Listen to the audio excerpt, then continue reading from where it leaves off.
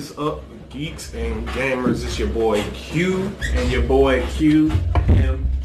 and this is Into the QUNIVERSE, where we bring you guys everything geeky, gaming, and nerdy. Now, first we want to start off by sending our condolences out to the family of Desmond, aka Etika, who lost his battle with mental illness last week. Yes, he tragically committed suicide last week. For those who don't know who Etika was, he was one of the most well-known YouTubers in regards to Nintendo-related content. More specifically, well-known for his reactions to the Super Smash Brothers franchise. Personally speaking, he's always been he was always a very, very, very, very, very welcomed sight whenever something significant was happening with Super Smash Brothers. You could tell that his reactions were so genuine, whether he was 100% aware of the characters or just enthused or just seeing them for the first time. You can always tell he was enthralled in it. And for the accounts from many of his fans and friends who had the pleasure to meet him in person, that genuine aura resonated with him both both on screen on his YouTube channel and in real life. And it's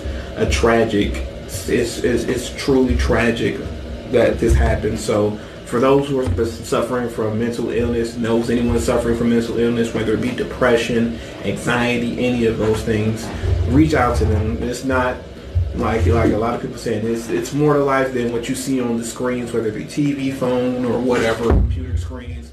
Make sure you're going out, you're reaching out, you're talking to people, you're making them know that whatever problems they're going through, you can talk, they can talk to you, you're receptive to it, and that there's no judging, no anything like that. They can come to you in a moment of need and that you're there, because you don't know when will be the last time you see them. So make sure that every day they see you, it's a good day. So any thoughts, anything you would like to say, Q?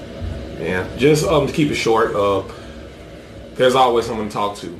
Mental illness is a very serious thing. We're not going to dive too deep into it, but there's always somebody to talk to. There's always people you can go see, and definitely don't be ashamed to talk to people. Once again, our condolences go out to the family and friends of Etika, Desmond, aka Etika, and we're going to be moving on. But thank you for all your contribution you have done for YouTubers and Reacts, and rest in peace. But with that being said, we're going to move on to the next subject.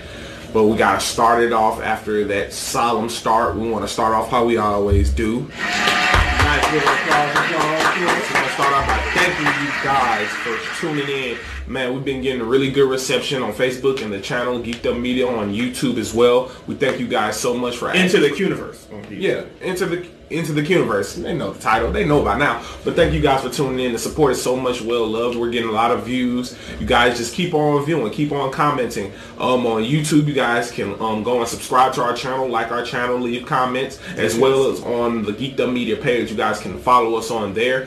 And go ahead and add me as a friend on Facebook on my personal page of Quentin Ziegler on Facebook. And on my personal page, even though I'm not that much on Facebook. But if you would like to, it's QUAMONSTAR in all lowercase, QUAMONSTAR.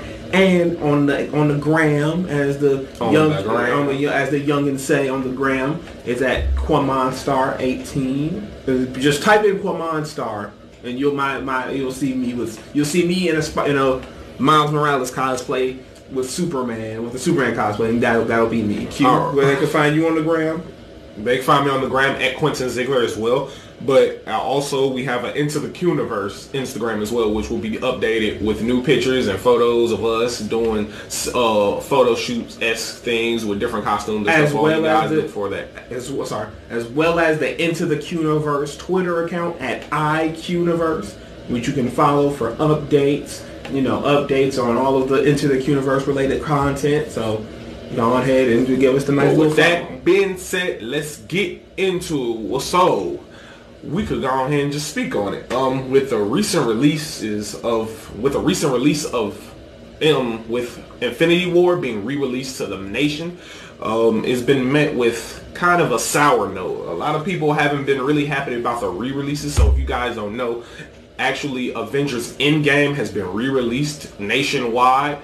A lot of people are saying it might be to beat Avatar for the slot of most grossing film, and it's also being met with another end credits, actual post credit scene that is being met with kind of sour reviews, and so we're gonna speak on that. So starting it off, how do you feel about the re-releases of Avengers Endgame, and what do you think that has to do, or how do you think is leading into the next phase of the MCU? Well, to make it as short and sweet as I could possibly make it, it's a ripoff in more ways than one. To say that there's actual content necessary for a re-release rather than just putting or just for saying that it's a content was necessary for a re-release, because for those who don't know, Avengers Endgame essentially is coming out on digital / Blu-ray. It's coming out on digital first in the middle of July and on physical home release later that month, if not early August. I'll have to look it up later on. But the content, first of all, the extra content is after the movie. So you're going to see the movie that they're marketing to people who've already seen it. It's the same movie. There is nothing new in while you're watching the movie. But after the movie is over, you get a Stan Lee tribute, which people have rightfully criticized, in my opinion, as being sort of emotionally manipulative, because this is something they could have very well put in the OG theatrical release of Endgame that would have fit very well with it, and it just comes off as, just manipulative to get people into the theaters. Oh, this is the tribute to Stan Lee, and he's just recently passed within the past couple of months, so this is something that people would want to see. Yeah. And then honestly, let me start off with the least egregious, which is a scene from Spider-Man Far From Home, which comes out literally next week. It comes out in 2 days, actually, July 2nd. So I will be there. But it comes out July 2nd. It's just a clip. It's not even anything. Previous Marvel movies have had not clips from the movie, but clips regarding the movie that are coming out soon. And this is just a flat foot clip you're going to see in Far From Home. But the most egregious example of it is that there is a completely unnecessary and, most importantly, unfinished Hulk scene, which basically serves the point, if you spoilers or if you haven't seen the movie, but if it was put into the original release, it would be the bridge between Ant-Man coming out of his little quantum realm place that he was in, and then meeting up with the new Professor Hulk, who has the mind of Bruce Banner but still has the strength and powers of the Hulk, and it's basically the Hulk saving a group of people from a burning building, and the CGI is unfinished. It is not even a necessary scene to really say, it's basically a DVD feature that you're paying a movie ticket to see. And it's not even a significant deleted scene. It's like one of those deleted scenes like, they were in this coffee shop, but they only showed like 30 seconds of it. But now this deleted scene is showing them in it for a minute and a half. Well, do you feel that the majority of people who are seeing this re-release have already seen the movie, or do you feel like that it's a group of people that might have missed the theatrical run for the first go round that are actually getting a chance to see it now? First, to answer your question, first and foremost, this movie, the commercial is being marketed to people specifically to people who have seen Endgame. Yeah. It is not. There is no bones about it. The commercials, internet ads, all of those things, they're being marketed to you if on the grounds that you've seen Endgame, but you want to see it again. Yeah. Because statistically, there are very few people who are enthusiastic about Endgame who missed it on its first run. There's a lot of individuals who have seen this movie at least twice in the first week, if not first 2 weeks. So statistically, there is a small minority of individuals who were very enthused on seeing the movie. Not counting the people who didn't care for the movie, but the people who really wanted to see the movie. Mm-hmm. It basically boils. That's who they're marketing it to. And just for those who aren't aware, let's just keep it buck 100%. This is a shameless attempt to beat Avatar's record. And for those who don't know, Avatar, James Cameron movie came out. The Blue People. It came out in 2009. And it's the biggest, it's the highest grossing movie of all time, thanks in part to the boom, revolutionizing how 3D. And this is what kicked off of I don't know if you guys remember it or paid any attention to it rather, but the nice 2 to 3 year stretch from 2009 to 2012, where almost every significant blockbuster had some major 3D aspect to it. And Avatar began that trend. And because of that, with inflation from the way the movie market was, it became the highest grossing movie of all time. Now, despite the fact that as we're talking now, Disney now owns Avatar because it bought its parent company Fox. That doesn't mean that they weren't resting on that. They wanted the Avengers, this franchise that has been cultivated by Disney for the past 10 years. And, well, not entirely by Disney, because Disney purchased Marvel in 2011. So the MCU was still in its infancy, like 3 years into it.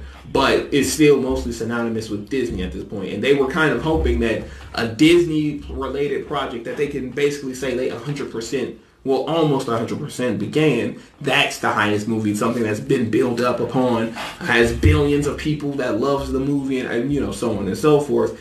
And it's basically that. They thought they were going to be able to do that in the original theatrical run. It didn't. It came within just striking distance in its regard, but the momentum has completely died down. The official reports came in today, and I'm gonna leave it at that. And it said that it will not be able to beat Avatar in the box office. Well, it's definitely how I feel about it. It definitely was a cash. I feel like it was just a grab at it, try to knock it off the spot. I think with the climate of the Avengers that it was possible at one point, but like you said, it came in striking distance. But ultimately, sales of movies and media isn't as strong as it used to be. Well, I wouldn't even say that, but I would say that Marvel, with the exception of Black Panther, which was the last Marvel movie to have a very strong and consistent theatrical run, and that was more attributed to its cultural significance rather than to its not. And that's definitely not sliding it as a movie because it's a fantastic movie, but its cultural significance really helped its legs at the box office along with its high quality. Whereas Avengers Endgame, it definitely was an event, but it's not anything. It's not anything that you're gonna miss. When Black Panther came out. It came out in February, and it had and a lot of people talked about this. It was a fantastic movie before that people were hoping was going to be fantastic. That was leading up to a movie that everyone knew would be fantastic, which was Avengers: Infinity War. So to sate people's appetite for Infinity War, they kept seeing Black Panther. Added on to the people, the black people, us who love Black Panther because of its cultural significance, we kept seeing that as well. So it was two large groups of people constantly seeing this movie over and over again, and which enticed them to see the next movie. Whereas Endgame was, the end. So you're only going to ever see it a finite amount of times before it comes out on Blu-ray and before it comes out on the streaming service that Disney's going to be launching by year's end. So it's not like you're going to miss out on Endgame before, and you're going to have to wait. It's going to probably be in theaters for a long time, and then you're going to be able to buy it and keep it forever rather than going to the theater. And that's not even to mention other movies that people would like to see. That we talked about this last week with Toy Story 4, Chucky, and the aforementioned Spider-Man. So there's going to be other movies that people want to see in that time and space. So that's what I think caused Endgame to just barely miss out on it. But yes, it was a cash grab. It really didn't accomplish. Really, was it anything truly enticing? When to make people come back. When I read the press release and it said, and I saw unfinished deleted scene, not deleted scene that will answer a question that you didn't even know you wanted answered. It literally said an unfinished deleted scene. That's when I knew it wasn't gonna make that noise that they wanted it to. So, yeah. Well, with that being said, we want to give a shout out to our viewers. Quato, what's up? Ski, appreciate y'all for tuning in. If you like what you see, leave a like, leave a comment. Follow us on our various social media sites. We already stated that. You guys go back. But if you guys don't know, we're on YouTube, Into the QUNIVERSE. We're on Facebook, Geeked Up Media. We're on Instagram, Into the QUNIVERSE. You guys like and follow those pages. But we're following up on our next subject. We did a whole episode on Spider-Man last week. So we're going to fall back a little bit on Spider-Man, fall back a little bit on Marvel, and we're going to step into that DC realm. We've talked about Wonder Woman, and we talked about the state of the DC universe, but with this DC streaming site with Teen Titans and Doom Patrol getting a good rap. How do you feel DC is gonna fulfill its duty to us to make good content? Well, it's ironic because while we can really basically touch bases on all of the live action DC related projects, since you're gonna go in that realm. As the streaming service is kind of in an uproar as of late. One of the positives that we can speak on is that Teen Titans Season 2 is on the horizon. The cast has been posting Season 6. Teen Titans. Season 6? Not Teen Titans. I meant Titans, the live action show. Oh. So not Teen Titans Season 6. Titans, rather, Season 2 has been there. The cast members have been dropping behind the scenes footage of what's going to happen. We've seen first look at Superboy. The actor playing Superboy definitely has the look of the Superboy character, which isn't a hard look to pull off because he's just wearing a Superman t-shirt and some jeans, but it definitely looks like a good translation to that live action aspect of it. Alongside that, Young Justice, the second half of Season 3 is dropping this week, and that's going to make a lot of noise. They're changing the release schedule to make it flow better, and make it so people aren't waiting, or a convenient time rather for people to watch it. It's been very well reviewed, and is ramping up very much so, and that people had hoped of Season 3, but that's the positive stuff. The negative stuff is kind of, as far as the DC streaming service goes, is kind of a little bit more heavy. Swamp Thing, a very prolific DC show, was canceled almost immediately, and that grew the ire of almost everybody who had a growing interest, which was a lot of people in Swamp Thing, from the fans who were outraged almost immediately. The Save Swamp Thing hashtag trended on Twitter #1 for 5 to 6 hours, and the hashtag is still going on strong. Many cast members have voiced their confusion, their thanks to the fans, obviously, and some shade to the head honchos up at Warner Brothers for a boneheaded decision, because I was talking to Q about this off camera, but Swamp Thing has done amazingly as far as streaming shows go, at views and reception, and while there were some rumors at the very beginning of this controversy that said that Swamp Thing may have been getting the axe because of his budget, that was quickly debunked, saying that the state that it was shooting in, which was North Carolina, hadn't gone over anything. It was in budget. So it's kind of been up to being speculated that it's been a casualty of ineptitude as far as Warner Brothers and DC has done on their end, and as there's been some rumblings that either HBO or, God forbid, the CW would pick it up, which I believe if the CW gets it, then the quality will severely dip, because the CW doesn't know how to continuously keep a DC show going strong content-wise. But it's James Wan, the producer of the show and the director of Aquaman, who is heavily attached to Swamp Thing. He gave his thoughts on it, and it's actually been said that Warner Brothers' reaction to this kind of controversy has been to offer a movie version set in the DCEU of Swamp Thing, but the caveat to that is it will be completely different than the TV show, and a lot of people aren't really satisfied with that because they accept the show as it is and wanted to continue. And like I said, the shows have been continuously getting good reviews. I believe it's at the halfway mark right now, so maybe something will come up now. Netflix has been another name that just popped up very recently. But as far as the DC streaming service goes, it's kind of, the streaming service is kind of iffy right now. There's some projects coming up and some projects that are on that are promising, but there's some other things that are unpromising. But let's check in on these new viewers that have been popped in. Q. What up, Dominique? What up? Once again, appreciate you guys for tuning in. You guys keep watching. We're gonna keep bringing you guys awesome content. But with that being said, next subject: Teen Titans versus Teen Titans Go. As far as the state of Teen Titans, as far as DC, is the state going towards season 6 of Teen Titans, as well as the state of Teen Titans Go in the Cartoon Network verse, and is it hurting them to keep both series going, or is it bettering the series? Well, we don't know if the Teen Titans the OG Teen Titans series will come back after this. That hasn't been confirmed just yet. They just said that this was rumored over 2 years ago that this would happen, and confirmed last year with the Teen Titans movie, Teen Titans Go movie, that it would be happening in some capacity.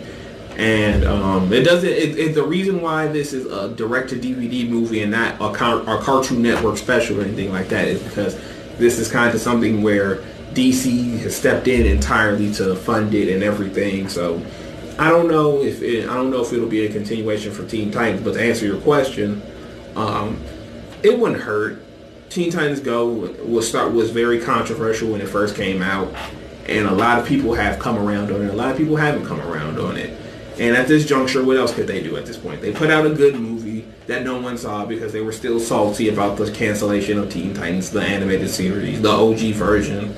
And now they're giving people what they want. It doesn't seem like they're going to make fun of the original show, but embrace it, where they have the original voice cast who's done both versions of those characters come in and, do what they have to do. I definitely feel like it's warranted, some of the salt that is given off for that, because with the resources and the time and the effort that's been put into Teen Titans Go, there could have been a Teen Titans season 6 just to end it off. They didn't necessarily need to shoehorn in all these jokes and push them out and try to say, oh, you don't need these guys because we got these guys and they're funny. If you have the time, you have the characters, you have the resources to give us this season just to tie up loose ends and to give the people what they want as far as a concrete ending, I feel like they should have did that. Now, don't get me wrong, I love Teen Titans Go. Teen Titans Go is awesome. Oh, D-Man, what's up? Like a light, hey, like a light, just like that. But I definitely believe that Teen Titans Go is a great show. Great comedy, still have the same original cast, even down to the side characters, still same supporting cast. But I still feel like with the time and resources Cartoon Network has to get the full cast and full group back together, that they could have did a finale season 6.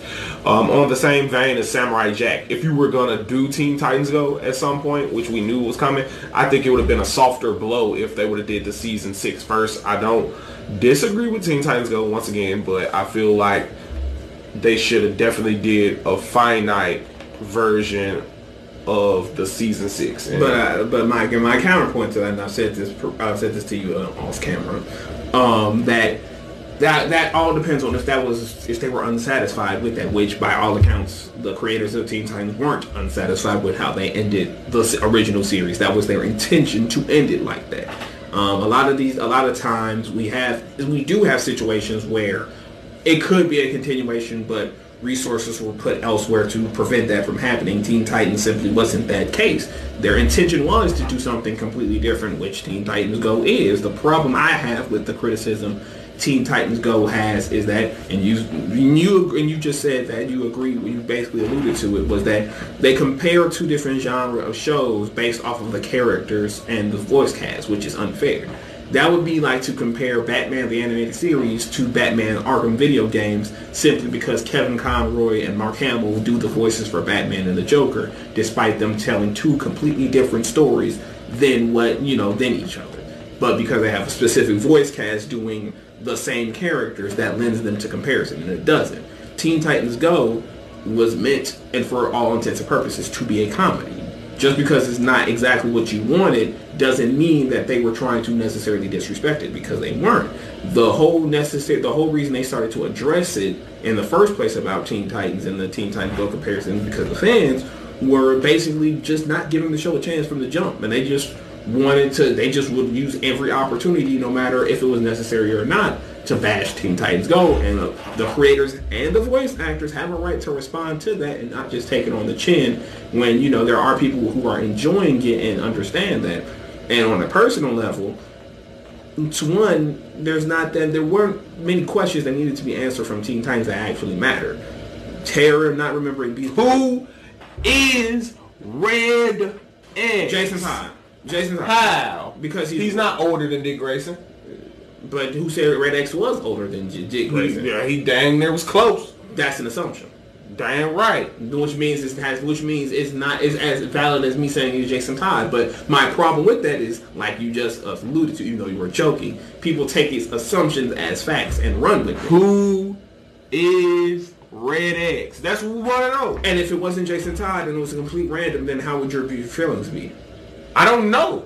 Okay, I want to see it though. What I'm saying, if it was anything other than your, if they did anything other than your preferred opinion, then that would mean that then people would naturally be upset, or the majority would. If they do the season 6, they're gonna go to the Red X. And if they do it, it'll be Jason Todd. And that's a waste of time. And Damian Wayne from the future. But Damian Wayne didn't even exist from the future. But that's a shoehorn, because Damian Wayne didn't exist when Red X was created. From the future. Like I said. And then the other question that people were was why doesn't Tara remember Beast Boy? And that's irrelevant, because Tara was a figment of Beast Boy's past that prevented him from moving on.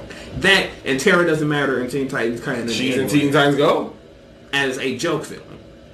So that's the point. It's a joke. And thirdly, the major point is Young Justice was better than Teen Titans in every conceivable way. Never. You know that to be true. Never. Young Justice actually interacted with the Justice League, something Teen Titans never did. Who cares about the Justice League? I'm saying that was a major point of contention for Teen Titans. Titans was on point. That's not my point. Not my point was it Tara struggle with Trigon? That's not my point. Is the point of the matter is which show needed to be saved? A show that ran for 5 seasons, had a movie, and had almost every major plot point tied up, or the show that got axed by its second season and introduced to Darkseid? We're not talking which show needed to come back, because Young Justice got renewed. But that's my point.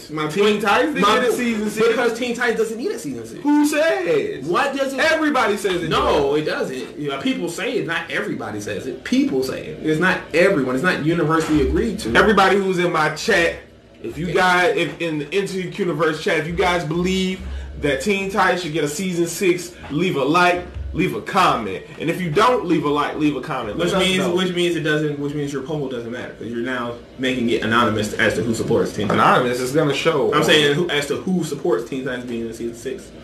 It matters. You guys matter. That's we do matter. You guys matter. Yeah. You guys matter. I know I matter. You guys.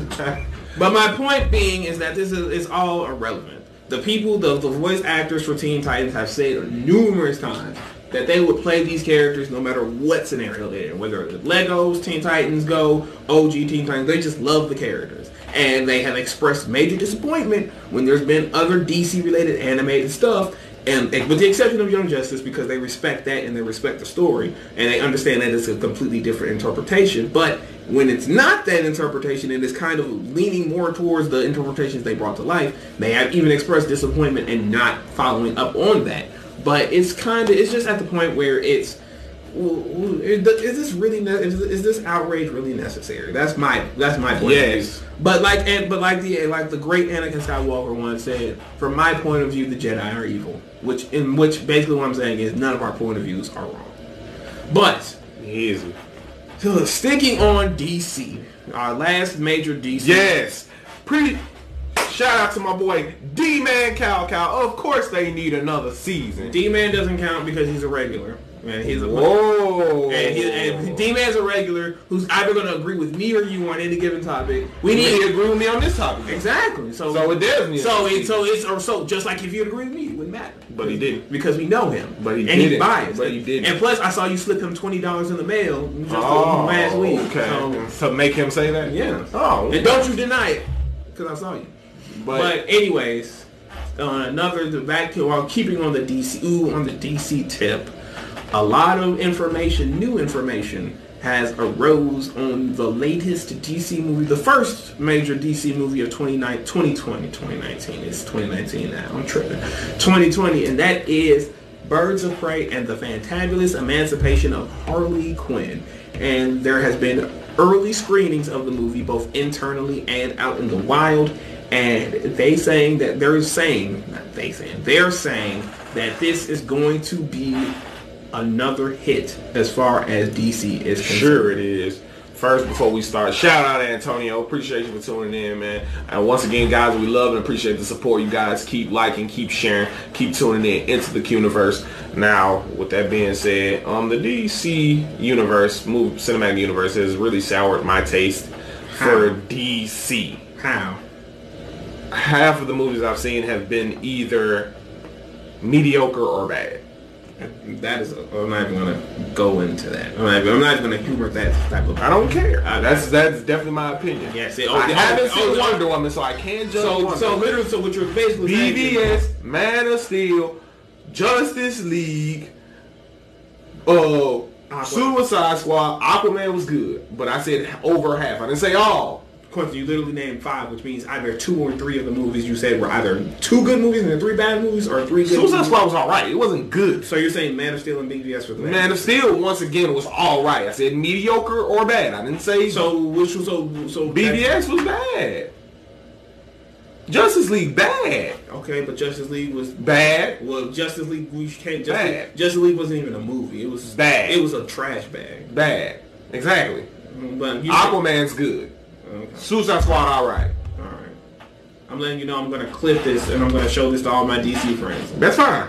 And I was just gonna let you know that when the event inevitably roll up on us, that I will be defending you not out of love as a brother, but as a contractual obligations of event. I'm ready for all the smoke. No, you use the quick fire bell. I'm saying, you use the air horn. I'm ready for all the smoke. Anyway. But yes, sorry to all of my DC homeboys and homegirls. I'm sorry for DCEU, because I love DC. DCEU. Make sure you make that a quote. For all the DCEU fan people, you guys know half of y'all movies was trash. Alright, yeah. I'm totally gonna put that on there. But anyways, back to what I was saying. Shout outs to Darius, who said words that I can't read because my glasses... Ouch. He said ouch because of the stuff he was talking about our fan base. No, I'm talking about him specifically. I love our fan base. But he is our fan base. Just because he gets paid off doesn't mean that he represents our fan base. It's just him specifically. Crazy. But anyways, back to Birds of Prey. It's been fantastic glowing stuff about it. They're saying that it's a very nice and gritty take on the subject matter. It's not too extreme. There's not too many extremes in either direction. It's just a nice balance of everything you would expect. Margot Robbie's Harley Quinn is she is not the shoehorned in character that takes the spotlight out of the characters we haven't seen before. She has a nice, perfect role in the film. And most importantly, and this does my Star Wars love and heart so much joy, is that Ewan McGregor as Black Mask, they're saying, is one of the best villains in comic book history. Which, for a character like Black Mask, who's always had the most potential in the world as far as Batman goes, as far as Batman goes, I was gonna say, what has Black Mask really ever done? No, Black Mask is a heavy hitter, for real. He really is. What has he ever really done? The most. If you name a video game. Exactly. I was gonna say, we find out it was the Joker. But that's not the point. That's a video game. That's a video game. In the comics, he literally is one of the biggest street level bad guys in Gotham. It's just that Batman has so many good stories with so many good villains. You're not gonna really pick out which one is the Black Mask story when there's like 50. What was the most evil thing the Black Mask starting a gang war in Gotham? And Joker did that. No, he didn't. He's never started a gang Red Hood did that. Red Hood, that's in movies. You're naming movies. I'm talking comics. You just said comics. Okay, started a gang war. Didn't Falcones do that too? No, he took out the Falcones. He got a Robin killed because of it. And got Gotham, the 800th time Gotham's been devastated. So that's the worst thing he did, started a gang war. That's the worst. I'm just asking. Not everybody could be Bane and roll up with Brainiac technology, Quinn, at a drop of a hat. If you're going to ask me... D-Man says you're a whole hater out here. He is. Oh, sorry, Iron Man. I'm a hater that speaks the truth. It's okay. We love you on here. We love you on here, Darius. We really do. It's just understood that we have to pay you off from time to time for us to agree. It's okay. Crazy. But yeah, so speaking, like we were talking about, Black Mask has done nothing. I literally just said something. Started a gang war. One of the biggest gang wars in Gotham. If you're going to ask me what he did... If you're going to ask me what he did. But you said, that goes back to your point. Like you said, one of the villains that had the most potential. he didn't really do anything. But he did do something. I'm literally naming what he did. He got... Started a...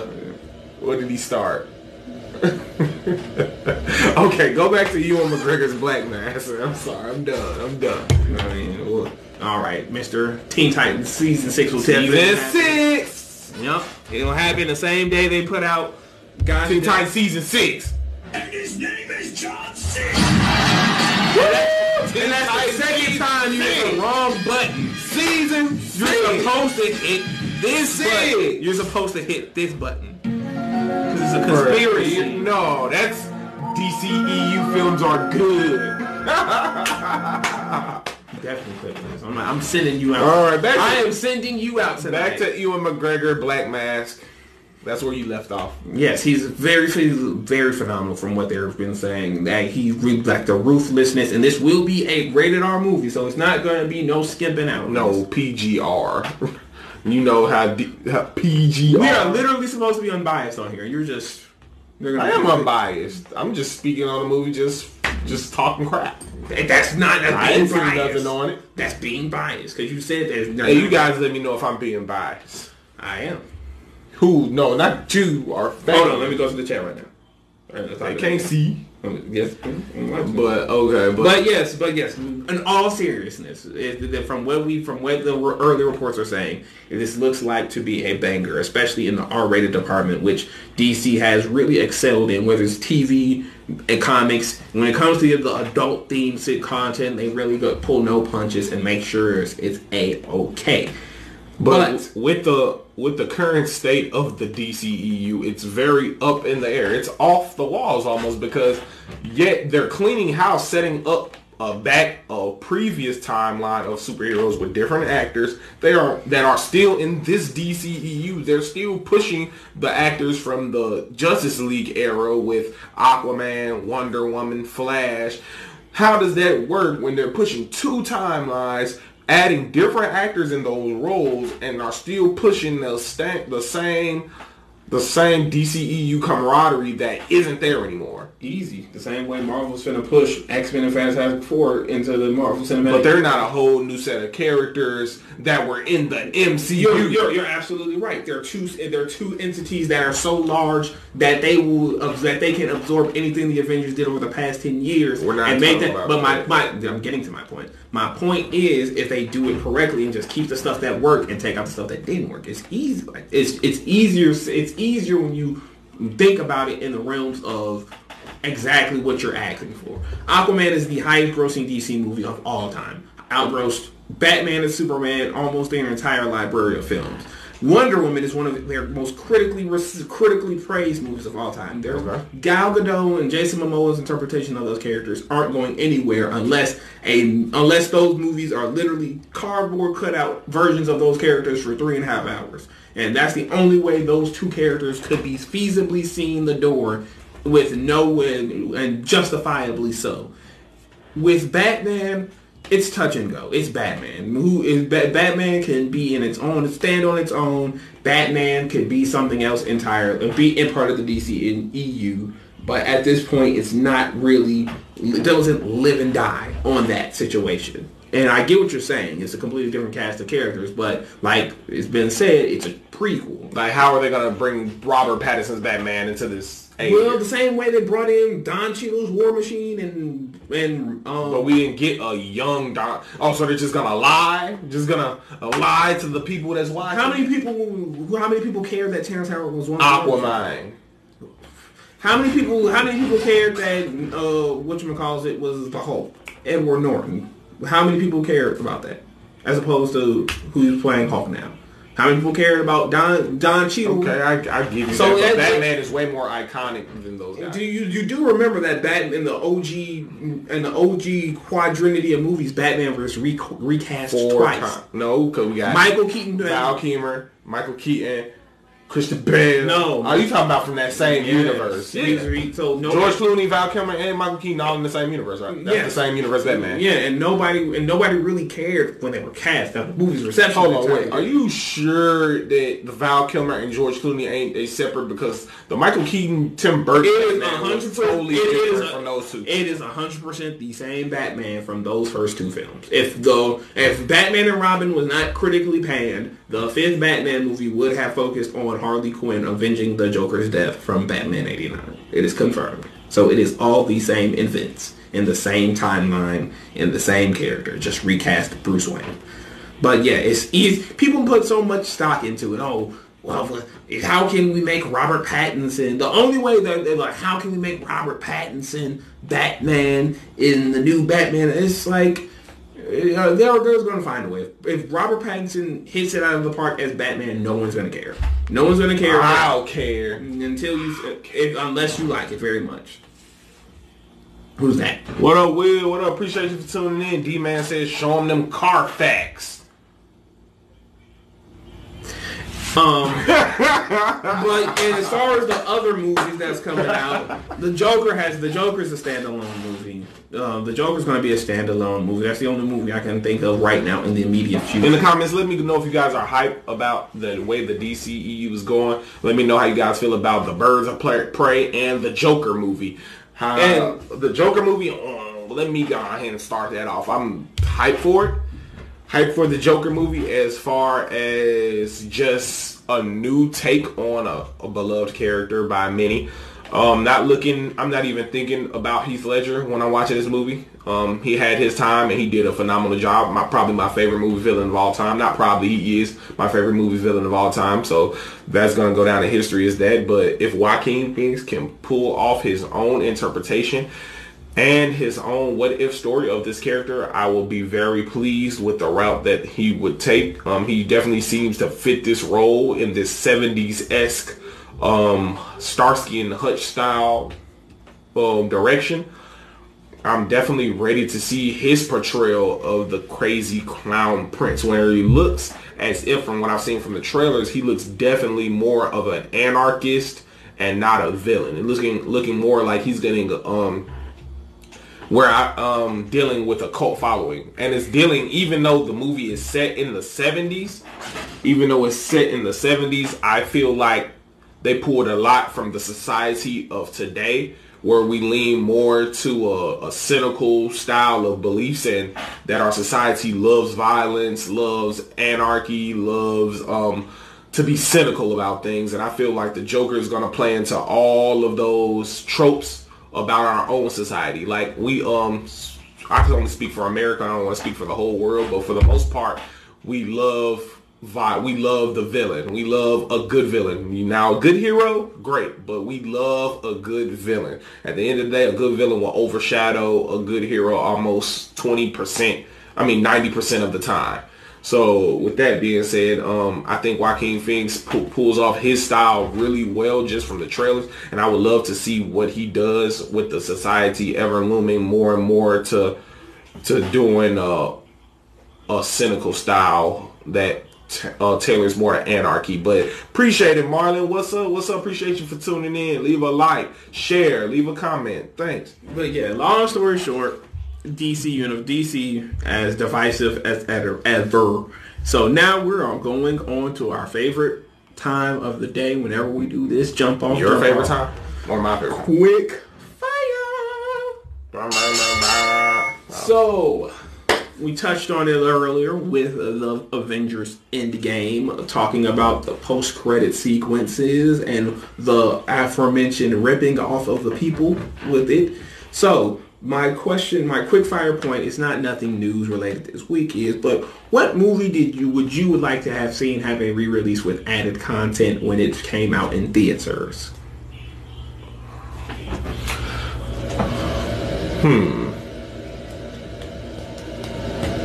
Oh, that's easy. The Amazing Mr. Fox. That you've seen. I'm just playing out the Amazing Mr. Fox. With extra content. Into the Spider-Verse. What type of of course, different Spider-Verse spiders, people's, not just the ones that were in the movie, but more. Why we gotta turn down for what? Alright, but as I was saying, more Spider people. Definitely Spider people. I would like to see the 1900 Spider-Man. 1602. Yeah, 1602 Spider-Man. I would love to see him. I would love to see Tobey Maguire Spider-Man, maybe a more of an Andrew Garfield Spider-Man. Just saw last night. Hey, say less. Yeah, Into the Spider-Verse. I watched it last night. MD, did you like it? Let me know if you liked it or not. Yeah. But yeah, I would like to see more Spider people. I would love to see Superior Spider-Man probably make a cameo in some deleted scenes, which is one of my favorite Spider-Man, by the way. He hates on him, but I would love to see that. Next quick fire question is at a recent convention called Ranger Stop, which is, for those who don't know, the adjacent Power Morphicon. It's more annual than Power Morphicon. Can you let them know what Power Morphicon is? I don't think they know what Power Morphicon is. Power Morphicon is Power White Ranger right there is the biannual Power Rangers convention that happens every year in the Southern California area.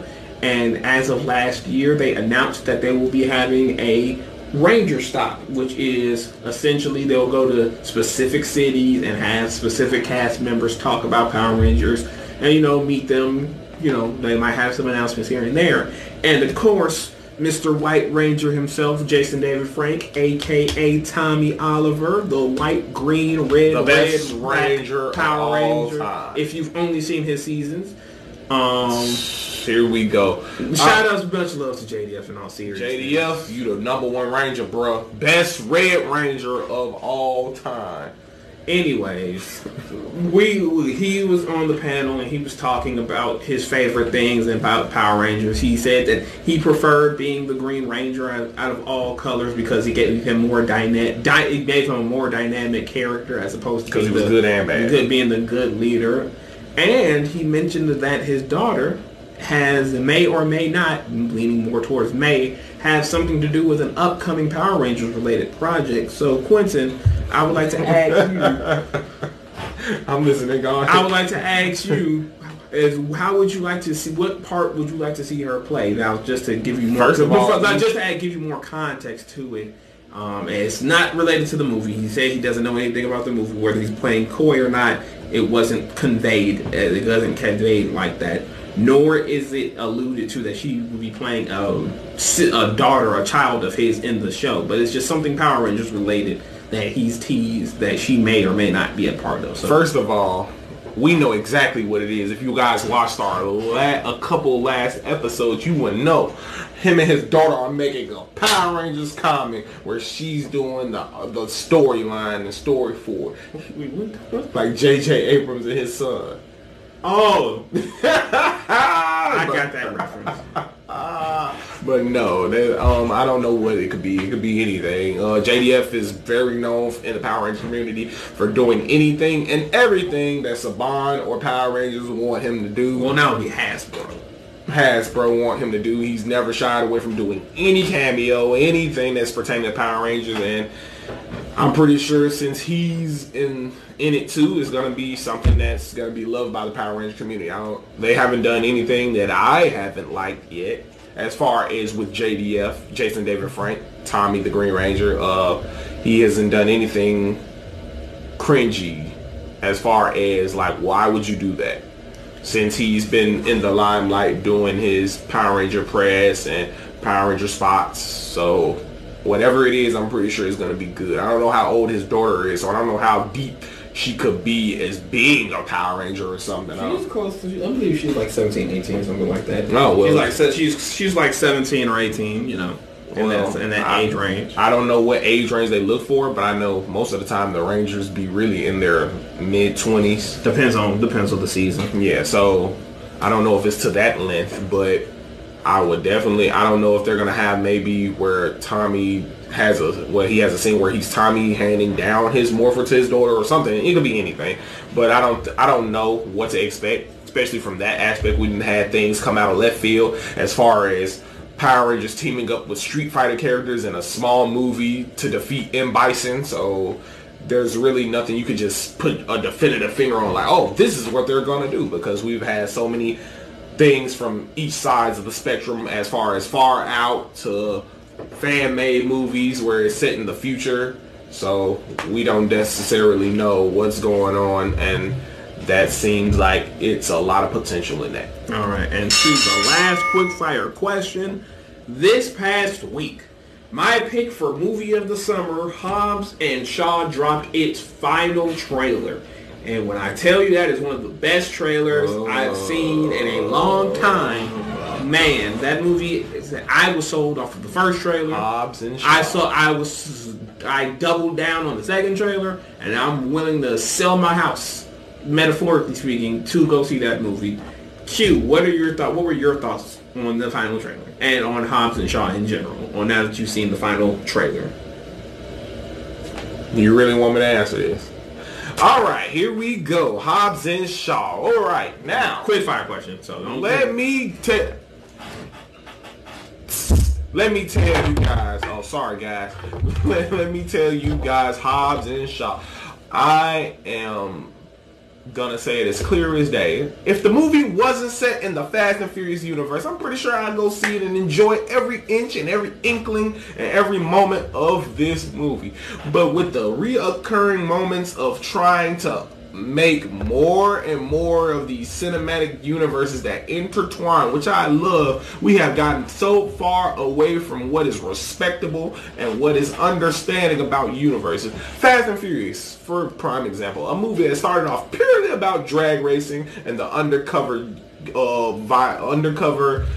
legal scene where you got Paul Walker as an undercover cop and you got Vin Diesel as a drag racer who doesn't really care about the law and do anything. Move on about Fast 5, where now it's over the top stunts and over the top action and over the top this, over the top that. Now we move on. I could even deal with that. I can even deal with that jumping cars through buildings and all that. It's still similar to drag racing. I get that. Even though they're not drag racing, they're just doing car stunts. But then we get to Hobbs and mother effing Shaw.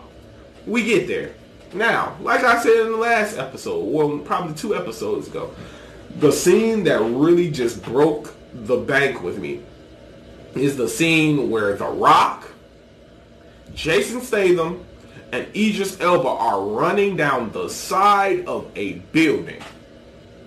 They both, 2 of them got guiding wires on, like, in the movie, so it's a part of the movie. But Idris Elba is running down the side of the building with no harness, just running.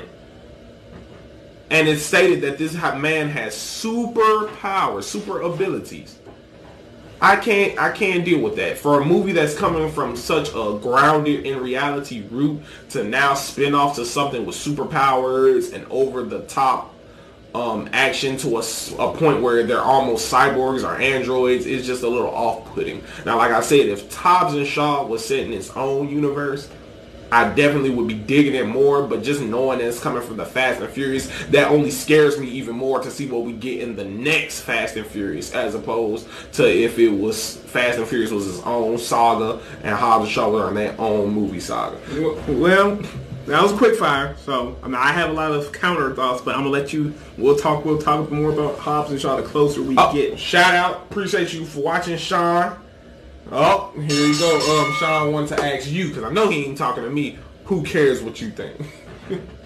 Nah, I agree with him. Who cares what you think? Oh, here we go. So y'all teaming up, Hobbs and Shaw. Anyways, now we are down to our last final topic. Let's hit it up. Let's get ready to rumble! Okay. It's time for some action. Alrighty. Now, today we don't have anything to talk about any further as that, but rather we would like to talk about something that I've been kind of mulling over to ask, and that is in regards to video games. Because for those who don't know, me and Q, we're avid gamers. We love video games. We love playing the video games. We love sleeping, thinking about the video games. We love. Before we get too deep into it, Yeah, exactly. They were already, Sean was saying they were already going into extra stuff with Fast and Furious, with stealing weapons. Yeah, they were. But that's the point. Why are you taking this modest drag racing series? Well, I got some answer for you. Because those movies weren't making money, then they added The Rock, and then they started making money. And then people liked those versions more than the ones where Bow Wow was drifting in Tokyo. It's called fans' interest in adding onto it. And last I checked, with each movie, they keep getting crazier and crazier and crazier, keep making more and more money, and people most importantly, keep liking and liking and liking it. Hold on. First of all, Sean said why you got on Kim's shirt, but let me finish that. I don't think he got on Kim's shirt. I think he got that from your girl house. Woo! Burn. Was he talking to me or you? He was talking to you. Well, I can't see that. He said it's tight. No, it's just because I got so much muscles it looks tight. But back to the point about us and our love of video games, and my question, this was posed earlier on Twitter that I think I'll copy and I'll kind of shorten it down. But the first games that you played that made you realize you loved video games, the top 3 for you, and I'll name the top 3 for me. I'm gonna let you start it. Top 3 video games of all time? No, that you played at the beginning of your video game genesis that convinced you, man, I love me the video games. Oh, that's easy. Okay. You want me to say mine first?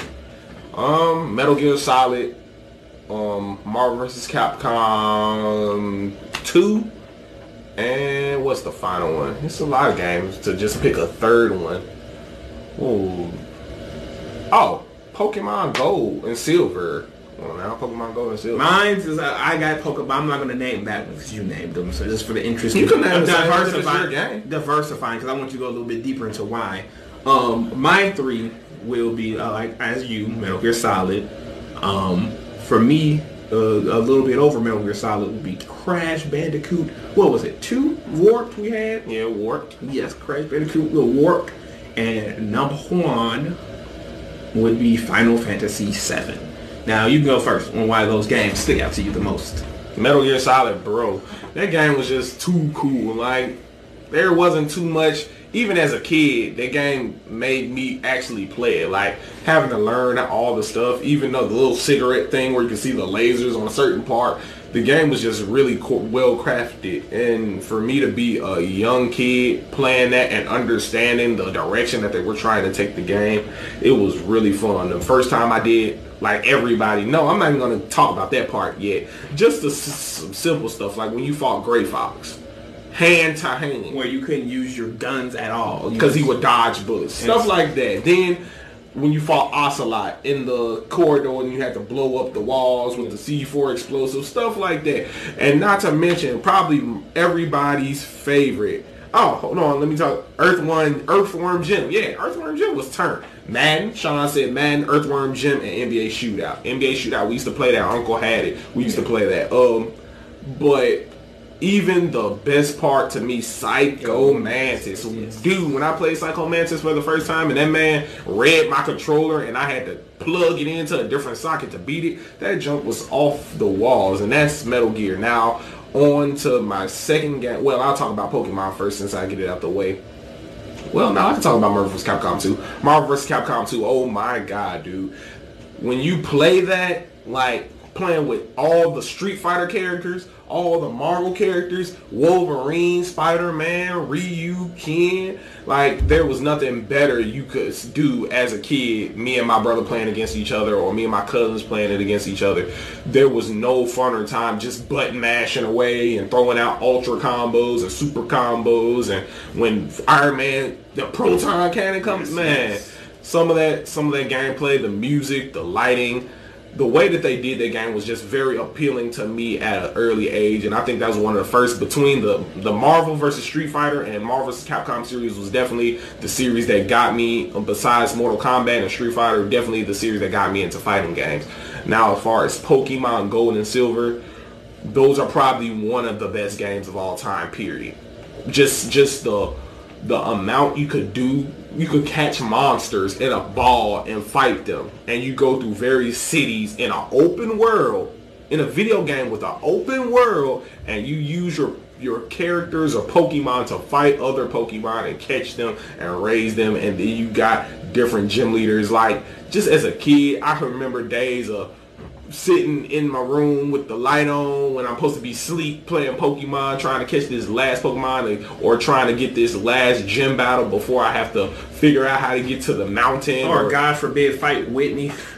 Or get that Snorlax out of the way. You know, most importantly, Whitney and that or Snorlax and then roll out. Don't even get me started with the ice cave. I had to do all that sliding, but definitely those 3 games definitely have a very huge place in my heart. Now, would I play them now?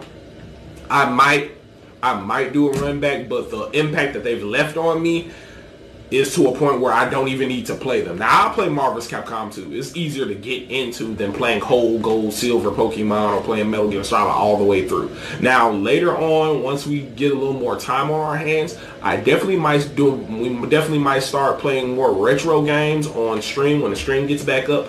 And that's just TBD. That's just to be announced, but definitely those games have a special place in my heart where they will always be remembered. Yeah, well, I'll first piggyback off of Metal Gear Solid, because me and you basically have the same feelings on Metal Gear Solid. Just a top to bottom fantastic game. From the moment you get to the first scene where you're scuba diving out and you land on the island, and which is hiding in the boxes, and just to take it further, when you get, like, when there are parts where you're captured and you have to find a way to break out of your cell, and you do things like, oh, I'm gonna hide under the bed, or put a ketchup bottle and make it look like I'm bleeding and take out the guy, and you go find it, and taking your card key to different rooms so it can be a different temperature, and other innovative boss fights, the codex when you're talking to people and getting information, the fourth wall breaking, like they outright say, oh, if you're trying to find this character, look on the back of your box and they'll have the code. And treat it so nonchalantly, and just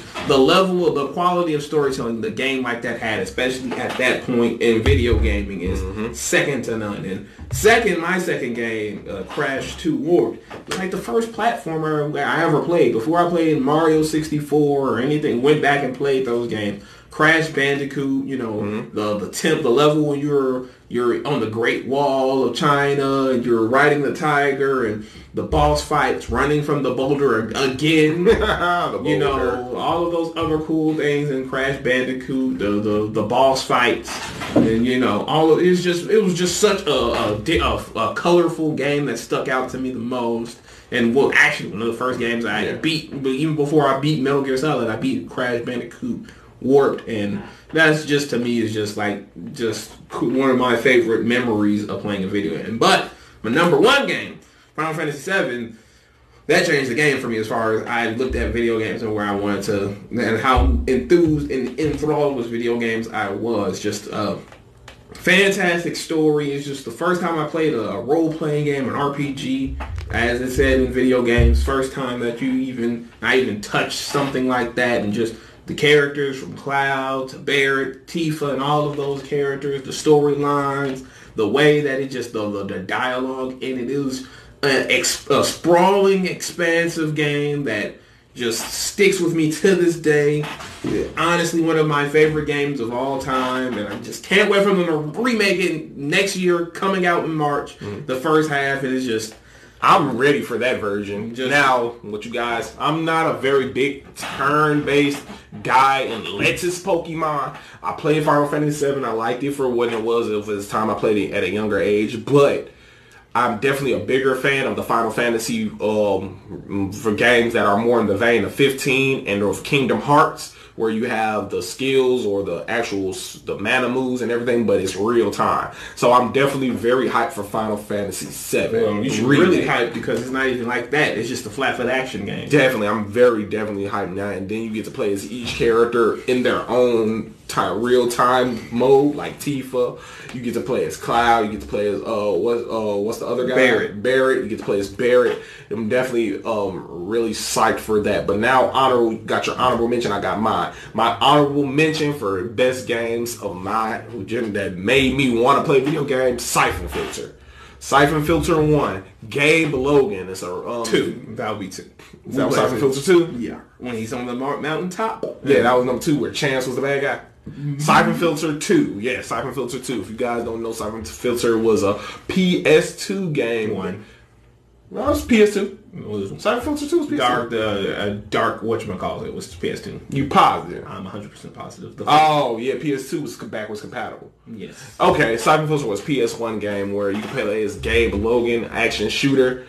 Dude, that game was off the charts fun, and for a game of that time, the mechanics and everything were really high. Yeah, and it had a split screen mode. Yeah, I recently went back and last year and watched some of the cutscenes, and the dialogue and the dialogue and the gameplay looks very good. Like it clearly won't hold up today for most of the games out, but it doesn't look as bad as a lot of these other PS1 games from yesteryear that kind of just looks bad and probably would play bad. Where this one it looks good but probably plays bad. But that's more in terms of the game. The only thing I hated was that darn Leon Zing level where she was in the psychiatric hospital. Oh yeah, and she didn't have any guns. All she could do was stealth it all the way through. Oh my God, that took me so long to beat.